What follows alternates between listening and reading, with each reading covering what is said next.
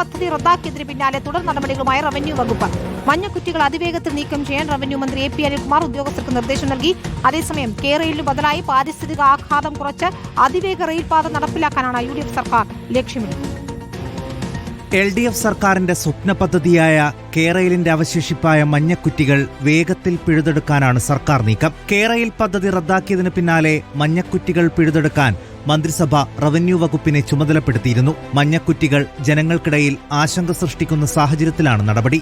മഞ്ഞക്കുറ്റികൾ നീക്കം ചെയ്യാൻ നിർദ്ദേശം നൽകിയിട്ടുണ്ടെന്ന് റവന്യൂ മന്ത്രി AP അനിൽകുമാർ റിപ്പോർട്ടറിനോട് പറഞ്ഞു. ഞങ്ങൾ മഞ്ഞക്കുറ്റി മാറ്റാനുള്ള തീരുമാനം ഇന്നലെ മന്ത്രിസഭാ യോഗം എടുത്തു.